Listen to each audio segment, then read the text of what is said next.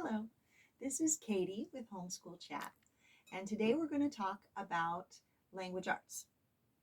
Language arts, it includes English grammar, writing, and spelling. So it also includes other things, but those are the big main ones. So we'll just talk a little bit in general about making up your curriculum in those areas. And then what I'm going to do is, I'm starting a new thing. I'll hold up a chalkboard that says basically elementary school grades. And then I'll talk specifically about elementary school grades. And then I'll hold up the chalkboard again for 7th through 12th grade. Okay, so that if you're fast forwarding through something, you can see the help that you can find the help that you want for the grade that you want. So language arts, with every homeschool subject, you want to try and make it fun. And so what you'll do, if you have a big family, I think that if you think of language arts in terms of maybe making it fun, like maybe a game night or something like that, you can make language arts really fun for a group of kids. If you're just doing one kid at a time, you can really take into consideration what your child likes. So when your child is creative, you can really not push, but direct your child into writing. And the reason you can tell your child, the reason we're learning English grammar is so that your writing will be good. And you want your writing to be good because you want your speaking to be good. And I always tell my kids that when you are getting a job and when you're at an interview, you want to speak well so that people can tell that you're intelligent. So anyway, to make it fun, if you have a creative child that likes to write, you can really explore that side of language arts and include spelling and grammar with it, because really that's the whole point, right? And then with spelling and with English grammar, if you have a kid that just picks it up just like that, you just go with it. Sometimes you need to take a little extra time. And sometimes I love flashcards. I just do.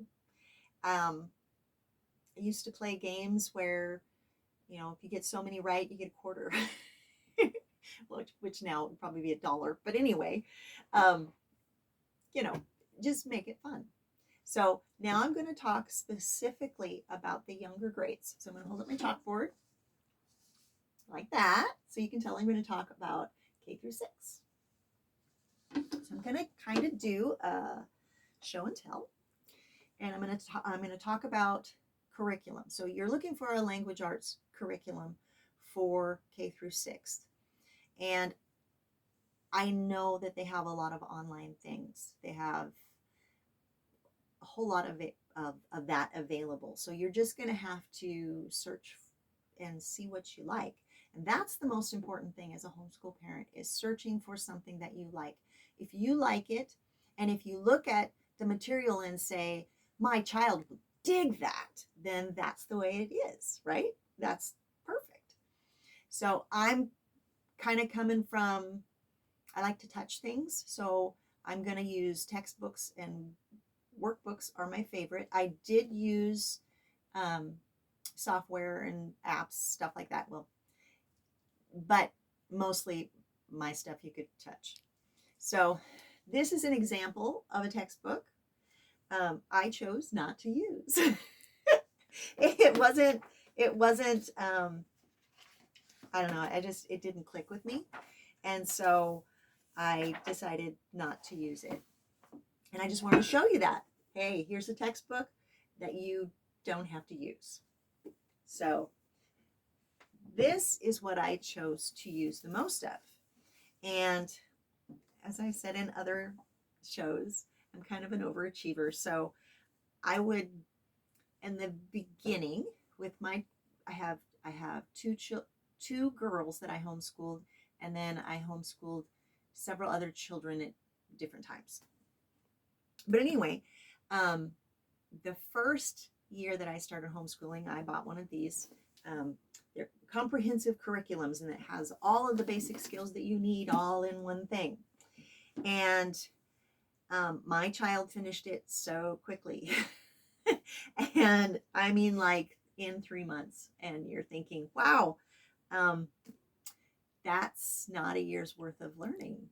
So I started looking at other workbooks, and then I thought, hey, you know what I could do is I could put these all into notebooks like, well, this is kind of a silly example because normally I would put like math or something, but hey, you could put all of these these pages into one book, and then it took 4 workbooks to make it into one subject. So I did that a lot.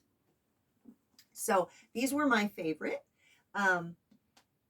And you learn where your kid is. So one of the things you need to be aware of is that this happens to be American Education Publishing. And again, it's comprehensive curriculum. So sometimes when you get these workbooks, they're not at the grade level that you think that they are. So for instance, my first child started homeschooling at 5th grade, I think. So I went and bought some workbooks. And I found out that sometimes you need to go to grade 3 because your school is teaching at grade 3 level for this book. It does not mean that your kid is a 3rd grader.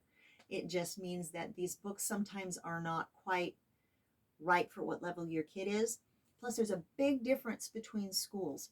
So we live in a kind of a rural area in a rural state. But I know for a fact that if we were to live back east, that their studies are accelerated because I know somebody. So sometimes they're not quite right. Don't worry about it. Just find what fits your kid and keep going. So here's another example. This, I decided that my child needed more spelling practice or teaching. So I found this workbook and I really liked it. And it's by the publisher, I think, is Sylvan Learning.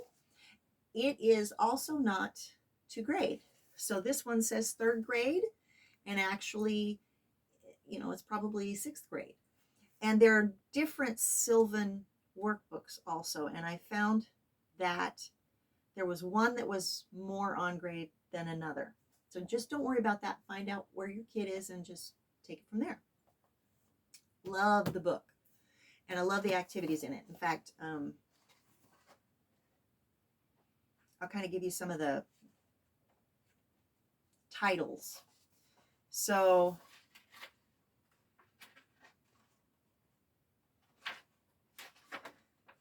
they have their keywords, right? And they have a little spot in there that they tell a little story and they highlight the words.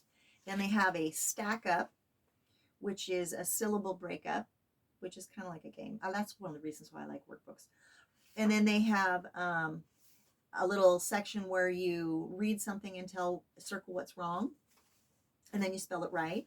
Then they have alternate endings. So those are prefixes or suffixes. Suffixes are the endings.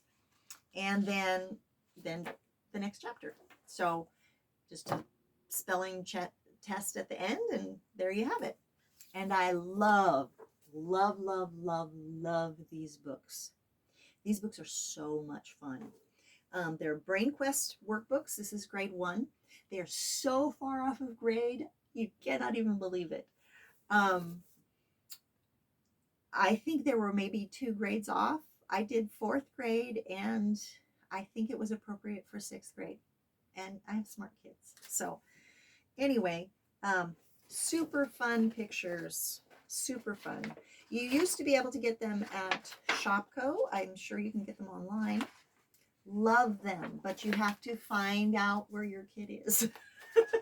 So don't start with this until you know where your kid is, and then you can just kind of look through these and see.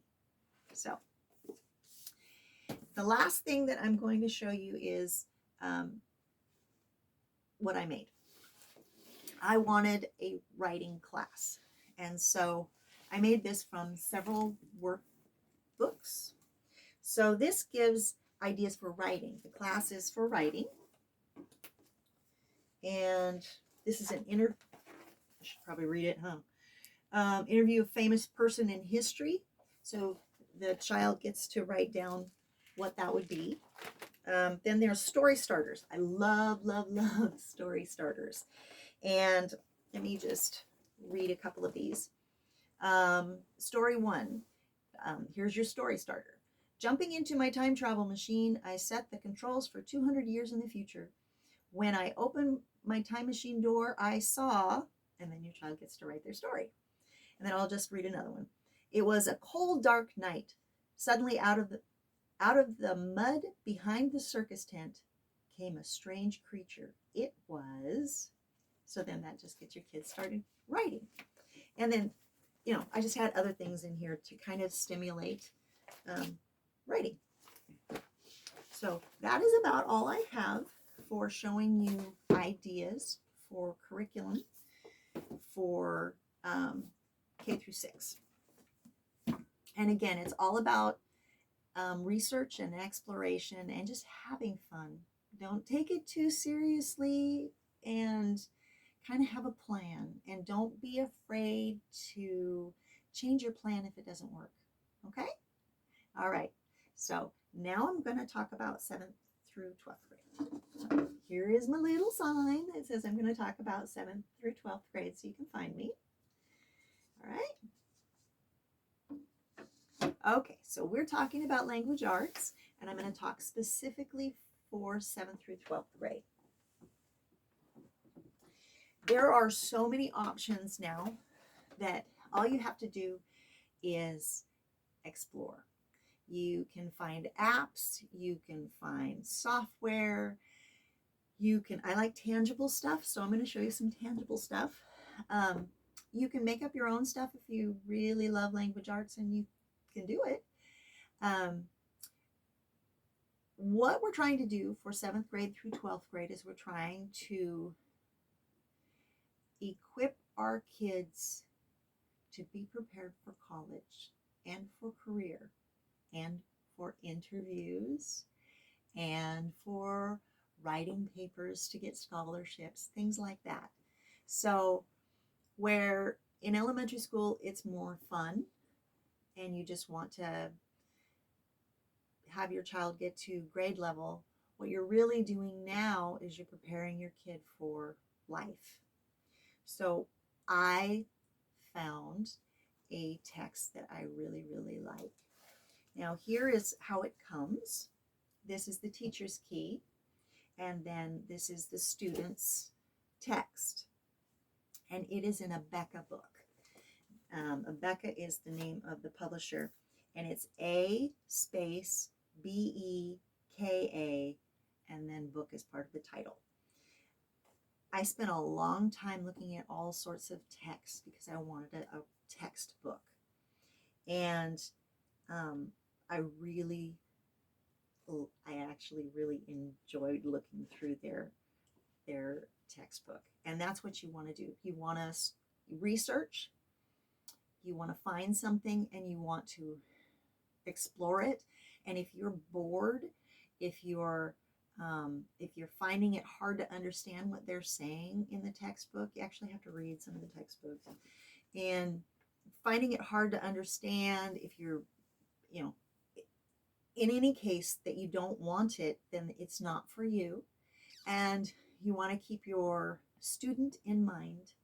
Will your student like it? Will your student be able to go through it? So this is, it says 7 on it. So that would be 7th grade. And then this one is 8, and it would be 8th grade. And these are, I believe, advanced as well. So I found a lot of the homeschool things. These are just, yes. I found a lot of the homeschool things are more advanced than public school. And it might be because they were created in a different region than we live. I don't know. But that's the way it is. Anyway, don't be too concerned if you don't get it right the first time. As a homeschool parent, you have to be willing to say, this isn't working and we need to do something different, or you need to analyze what's going on. Sometimes what you've got going on is just great, but you need to add something to it. Just really be open to being able to change and keep your child going in the right direction. Now, you're supposed to test once a year, and you'll totally find out how your child does when they test. And sometimes your child doesn't test well, but you'll know that too. So it's totally fine. Have as much fun as you can. Have fun with your kids. And in high school, it's important to try and make it fun as well as in elementary school. So in high school, you can do flashcards. You can make flashcards fun. Money is always an incentive. And sometimes, sometimes I trade off with my daughter so she can tell that I'm not perfect. So anyway, have fun. That's about all I have. So have a blessed day. Bye.